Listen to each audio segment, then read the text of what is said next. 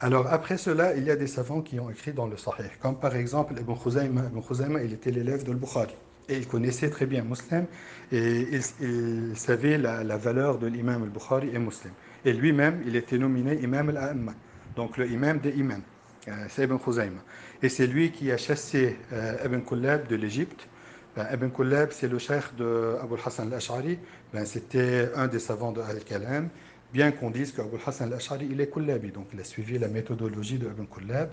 Ben, Ibn Khuzayma, c'est lui qui l'a chassé de l'Égypte. Il n'a pas laissé là-bas. Il était entré, il a essayé de diffuser sa bid'a. C'est Ibn Khuzayma qui l'a pris et il l'a chassé. Il a même ordonné aux étudiants, les jeunes, d'écrire sur les murs Inna Allah yatakallam idha sha' wa yaskut idha sha'. Donc Allah, il parle lorsqu'il veut et il ne parle pas lorsqu'il veut.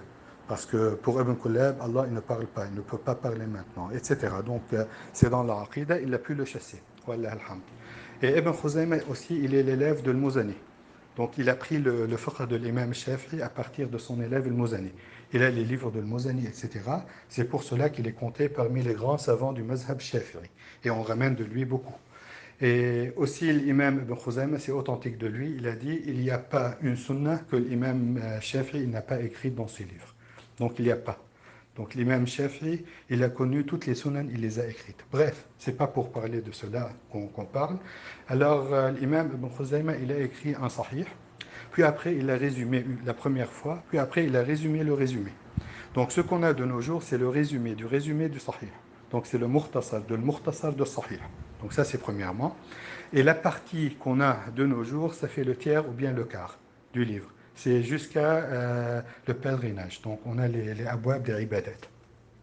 Même cette même partie, c'est la même partie qu'il avait Ibn Hajar, parce que lui, il a mentionné qu'il a, qu'il a pu ramener le tiers ou bien le quart de ce livre.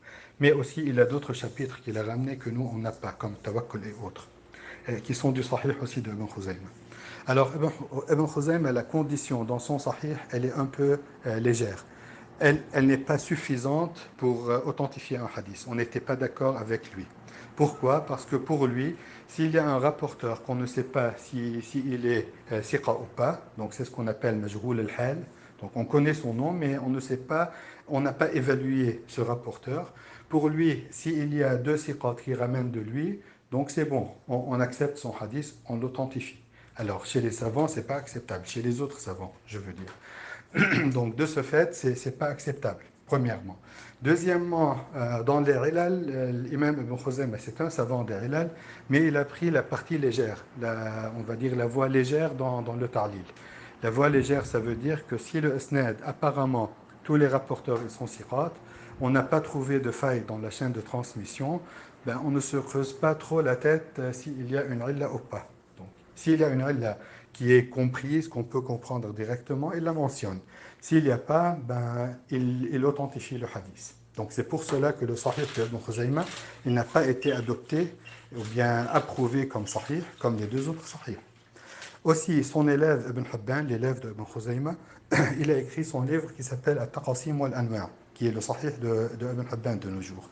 Alors, il a écrit son livre d'une manière qui n'est pas, on va dire, très logique. Ben, il a commencé par des arsam, des catégories. Dans chaque catégorie, il a mentionné des furou', etc.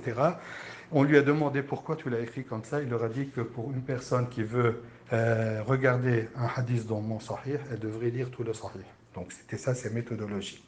Puis après, il y a Ibn Balban qui a repris le sahih d'Ibn Hibban. Il a répertorié sur les chapitres connus, que ce soit de l'Aqidah, du fiqh, etc. Et qui s'appelle Al-Ahsam bi tartib Sahih Ibn Hibban. Et c'est ce qui a été imprimé de nos jours. Donc Ibn Hibban, il a suivi la méthode de son cheikh, Ibn Khuzayma, dans l'authentifier le hadith, mais aussi il est descendu un pas, il a reculé un pas encore. Pour lui, un musulman, il est acceptable dans la riwaya, même si on ne le connaît pas. Tant qu'il est musulman, c'est OK.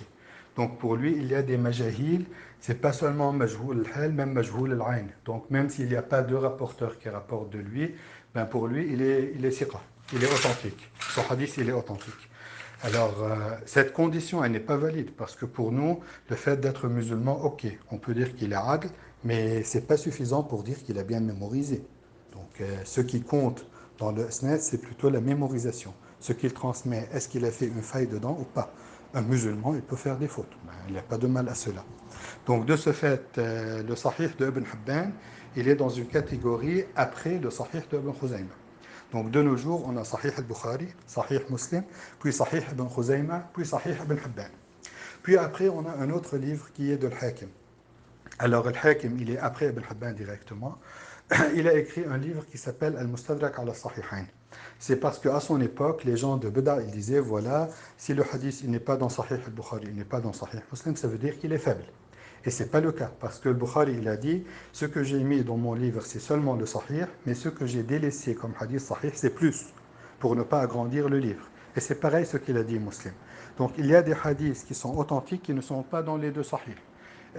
Abu Zur al-Razi, le cheikh de Muslim, comme j'ai mentionné, il avait un point sur cela. Il a dit pourquoi Muslim il a délaissé les autres hadiths sahih. Il a dit qu'un jour viendra où les gens de Beda ils diront voilà, on n'a pas trouvé ce livre dans le sahih, donc il est faible. Donc pourquoi il n'a pas ramené tous les hadiths sahih? C'était un point qui est fort, qui est apparu après 2 générations de Abu Zur'a. Donc, à son époque, le Hakim, il y avait cela. Alors, il a écrit les hadiths qui sont authentiques et qui ne sont pas dans les deux sahih. Donc, c'est ce qu'il s'appelle al-mustadrak. Istadraka, ça veut dire ramener des choses qui manquent dans les deux sahih. Donc, il veut dire les hadiths qui sont authentiques et qui ne sont pas dans le Bukhari ni dans le Muslim. Alors, le Hakim, il est siqa, sabt. Mais il a écrit son mustadrak à la fin de sa vie, apparemment. Il a écrit le brouillon, puis après, il a essayé de réviser, mais il est mort avant. C'est pour cela que dans le livre qui a été imprimé en plusieurs volumes, le premier volume, on trouve qu'il est fort, mais après, il y a beaucoup de fautes. Il y a des hadiths qu'il ramène qui disent, voilà, ce hadith, il est authentique, il n'est pas dans les deux sahih, on le trouve dans Sahih al-Bukhari, avec le même isnad. Donc ça, c'est une faute, parce que lui, il veut ramener d'autres isnad. Aussi, il y a des hadiths qui sont faibles, qu'il a ramenés et qu'il a authentifiés, parce qu'il croyait que ce rapporteur, c'est elle, mais c'était un autre. Donc il y a eu beaucoup de choses dedans. Et il y a des savants après lui qui ont dit, ben, peut-être que dans tout son mustadrak, il y a 3 hadiths qui sont suivant sa condition. Donc qui sont sous la condition de Bukhari et Muslim. Tous les autres, ils ne sont pas sous cette condition. D'autres savants, comme par exemple l'imam Zahabi. Alors l'imam Zahabi, lorsqu'il était jeune, il a commencé l'étude du hadith. Il a résumé les grands livres, comme le Mustadrak de Al-Hakim, il a résumé. Il a fait le Tatris. Et il ramène le hadith par le point de convergence des isnad. Donc il ne ramène pas tout le isnad, mais le point de convergence du isnad. Ça, c'est quelque chose qui est connu chez les muhaddissines. Puis après, il ramène la parole de Al-Hakim. Des fois, pas toujours. Si lui, il sait que ce que Al-Hakim il a dit, c'est faux, il met un commentaire. Mais des fois, il ne dit rien. Il ramène seulement ce que Al-Hakim il a dit. Donc c'est ce qu'on appelle wafaqahu Zahabi. Donc Zahabi, il était comme Al-Hakim. Mais apparemment, on ne pourrait pas dire cela parce que Zahabi, il n'a pas mis de commentaire dessus. Il a ramené la parole de Al-Hakim seulement. Alors Zahabi, qu'est-ce qu'il a dit? Il a dit que dans le Mustadrak de Al-Hakim, il y a le tiers qui pourrait être authentique. Donc voilà. Et les autres, ils pourraient être entre les deux. Et il y a beaucoup de hadiths mawdou' dedans. Mawdou', ça veut dire menti. Alors, de ce fait, le Mustadrak de Al-Hakim, il est très bas du point de vue authenticité. Puis après cela, après plus que 200 années, il y a un des grands hafaz qui s'appelle Diya'd-Din al-Maqdisi. Ben, il est l'élève de Abdul Ghani al-Maqdisi qui a renouvelé la science du hadith à son époque. Il était vers les 600 et son élève c'était après lui, Diya'd al-Maqdisi. Alors Abdul Ghani al-Maqdisi, il était le cousin de Muwaffaq-Din al-Maqdisi, le grand savant des Hanabila qui a écrit le Mourni, etc. Ben, tous les deux, ils sont partis, ils ont fait Talab al-Ilm ensemble, c'était 2 cousins.